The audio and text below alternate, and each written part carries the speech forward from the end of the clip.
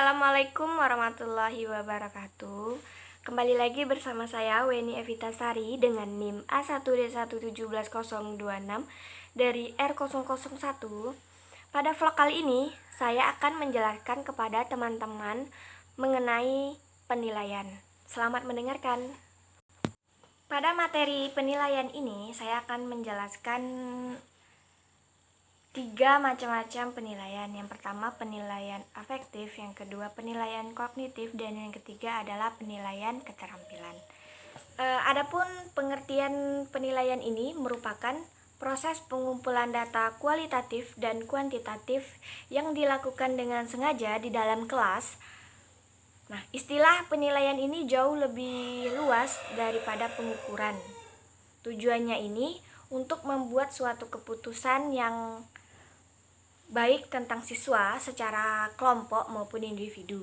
Nah, penilaian ini mencakup kegiatan mendiagnosis kesulitan, memverifikasi belajar setelah pelaksanaan pembelajaran, mengidentifikasi prasyarat dalam belajar, dan menentukan pada bagian mana yang harus mewakili pembelajaran. Penilaian efektif. Nah, ranah efektif ini merupakan ranah yang berkaitan dengan sikap dan nilai. Ranah efektif ini mencakup watak perilaku seperti perasaan, minat, sikap, emosi, dan nilai. Ranah efektif ini tidak dapat diukur seperti halnya ranah kognitif, karena dalam ranah afektif ini kemampuannya yang diukur yang pertama, yaitu menerima atau memperhatikan. Nah, ini meliputi kepekaan terhadap kondisi, gejala, kesadaran, kerelaan, dan mengarahkan perhatian. Dan yang kedua, merespon. Merespon ini meliputi merespon secara diam-diam, bersedia merespon, merasa puas dalam merespon, dan mematuhi peraturan. Dan yang ketiga ada menghargai.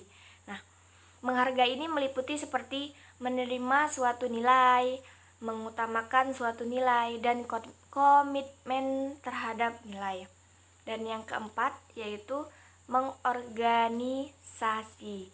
Mengorganisasi ini meliputi mengkonseptualisasikan nilai, memahami hubungan abstrak, mengorganisasikan suatu nilai.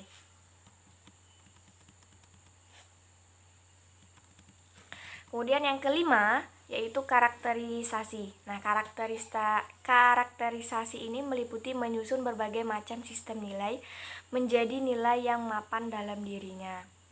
Kemudian tingkatan ranah afektif ini menurut taksonomi Cartwright ada 5. Yang pertama yaitu receiving atau attending, yang kedua responding, yang ketiga following, yang keempat organisasi, dan yang kelima adalah characterization.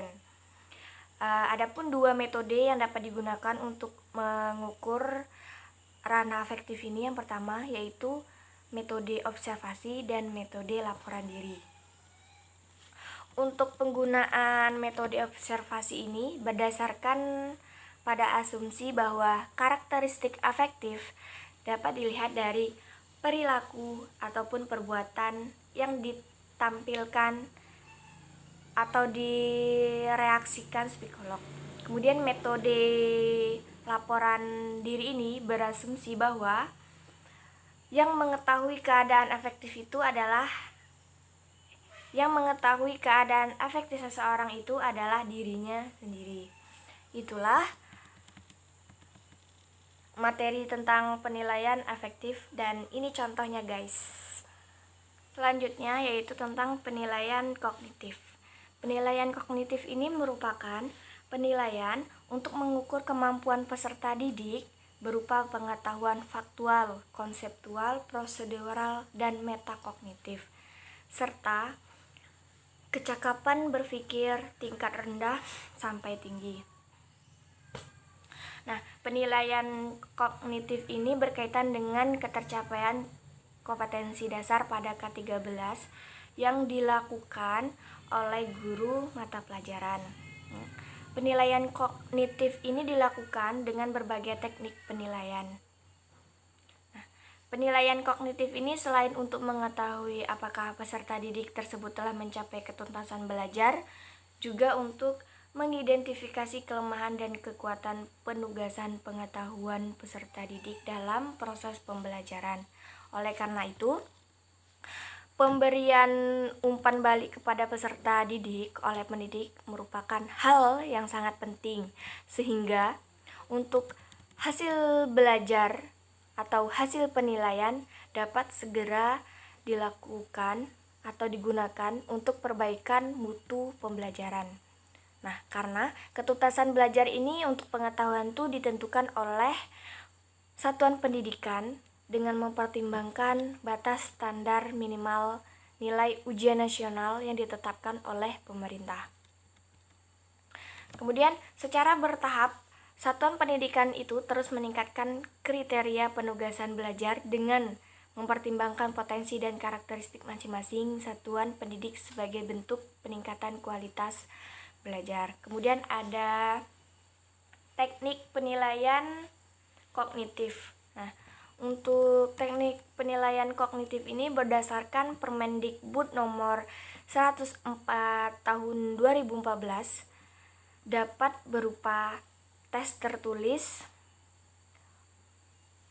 observasi pada diskusi, tanya jawab, dan percakapan, serta penugasan.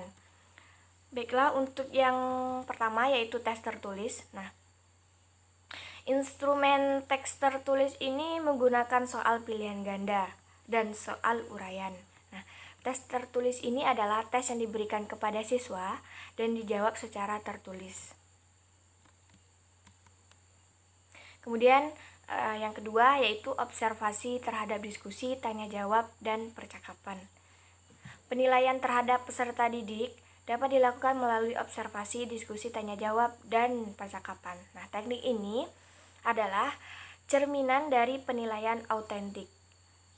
Ketika terjadi diskusi, guru harus mengenal kemampuan peserta didik dalam kompetensi pengetahuan, fakta, konsep faktual, seperti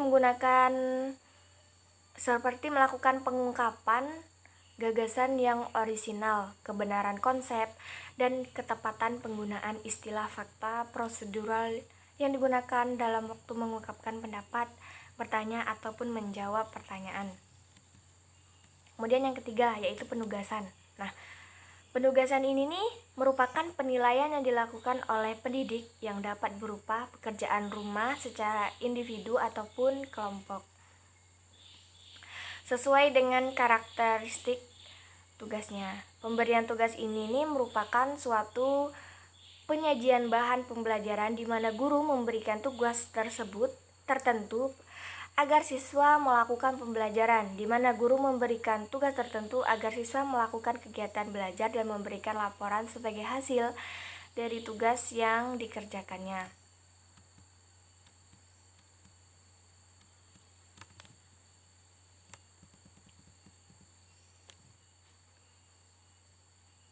Nah, dalam memberikan tugas kepada peserta didik, guru harus mengikuti beberapa rambu, yaitu yang pertama, tugas mengarahkan pencapaian indikator hasil belajar. Dan yang kedua, tugas dapat dikerjakan oleh peserta didik selama proses pembelajaran. Yang ketiga, pemberian tugas disesuaikan dengan taraf perkembangan peserta didik. Yang keempat, materi penugasan harus sesuai dengan cakupan kurikulum. Dan yang kelima, yaitu tentang penugasan ditujukan untuk memberikan kesempatan kepada peserta didik menunjukkan kompetensi individualnya meskipun tugas diberikan secara kelompok. Yang keenam, pada tugas kelompok perlu dijelaskan rincian tugas setiap anggota kelompok. Dan yang ketujuh, tampilan kualitas hasil tugas yang diharapkan disampaikan secara jelas. Dan yang kedelapan, penugasan harus mencakup tentang waktu pengerjaan tugas. Itulah penilaian kognitif. Contohnya ada di sini. Baiklah, yang selanjutnya yaitu tentang penilaian keterampilan. Nah, atau psikomotorik. Untuk ranah psikomotorik ini merupakan ranah yang berkaitan dengan keterampilan skill atau keterampilan bertindak setelah seseorang menerima pengalaman belajar tertentu. Nah, keterampilan ini berhubungan dengan hasil belajar yang pencapaiannya melalui keterampilan sebagai hasil tercapainya kompetensi pengetahuan. Kompetensi peserta didik dalam ranah psikomotor ini menyangkut kemampuan melakukan gerakan refleks, gerakan dasar, dan gerakan persepsi, gerakan berkemampuan fisik, gerakan terampil, dan gerakan indah dan kreatif. Untuk ruang lingkup penilaian konsep keterampilan ini ada 5 ranah keterampilan jenjang proses berpikir, yaitu yang pertama imitasi, yang kedua manipulasi, yang ketiga persepsi, yang keempat artikulasi, dan yang kelima naturalisasi. Kemudian untuk macam-macam teknik-teknik penilaian keterampilan ini ada beberapa macam teknik penilaian keterampilan, yaitu yang pertama penilaian praktik. Untuk penilaian praktik ini penilaian yang menuntun respon berupa keterampilan melakukan suatu aktivitas sesuai dengan tuntutan kompetensi. Tujuannya yaitu untuk menilai kemampuan siswa dalam mendemonstrasikan keterampilannya dalam melakukan suatu kegiatan. Contohnya, untuk penilaian praktik ini seperti membaca karya sastra, membacakan pidato, kemudian menggunakan peralatan laboratorium sesuai keperluan, memainkan alat musik, bermain bola, memain teknis, berenang, menyanyi, menari, dan sebagainya. Kemudian yang kedua yaitu penilaian produk. Nah, penilaian produk ini merupakan penilaian terhadap keterampilan peserta didik dalam mengaplikasikan pengetahuan yang dimiliki ke dalam wujud produk dalam waktu tertentu sesuai dengan kriteria yang telah ditetapkan baik dari segi proses maupun hasil belajar. Nah, penilaian produk ini bertujuan untuk yang pertama, yaitu menilai keterampilan siswa dalam membuat produk tertentu sehubung dengan pencapaian tujuan pembelajaran di kelas. Kemudian yang kedua, menilai penugasan keterampilan sebagai syarat untuk membelajarkan keterampilan berikutnya. Kemudian yang ketiga, menilai kemampuan siswa itu dalam bereksplorasi dan mengembangkan gagasan dalam mendesain dan menunjukkan inovasi dan kreasi. Nah, untuk contoh penilaian produk ini seperti pembuatan kerajinan, membuat karya seni, seperti membuat karya sastra juga. Aduh, cegukan guys. Kemudian laporan percobaan, menciptakan tari, membuat lukisan, mengaransemen musik, membuat naskah drama, dan lain-lain. Kemudian untuk langkah-langkah merencanakan penilaian produk ini ada beberapa langkah, yaitu yang pertama, menentukan kompetensi yang sesuai untuk dinilai dengan penilaian produk. Dalam hal ini adalah KI dan KD-nya. KI dan KD 4. Kemudian yang kedua yaitu menyusun indikator proses dan hasil belajar sesuai kompetensi. Kemudian yang ketiga, merencanakan apakah tugas produk yang dihasilkan bersifat individu atau kelompok. Dan yang keempat yaitu merencanakan teknik-teknik dalam penilaian individu untuk tugas yang dikerjakan secara kelompok. Dan yang kelima yaitu menyusun instrumen dan rubrik penilaian. Dan keenam, menyusun kriteria atau batas kelulusan atau standar minimal capaian kompetensi siswa. Dan ini contohnya guys. Kemudian penilaian proyek yang ketiga. Penilaian proyek ini merupakan suatu kegiatan untuk mengetahui kemampuan siswa dalam mengaplikasikan pengetahuannya melalui penyelesaian suatu instrumen proyek dalam periode atau waktu tertentu. Penilaian proyek dapat dilakukan untuk mengukur satu atau beberapa KD dalam satu pembelajaran atau mata pembelajaran. Kemudian ada penilaian portofolio.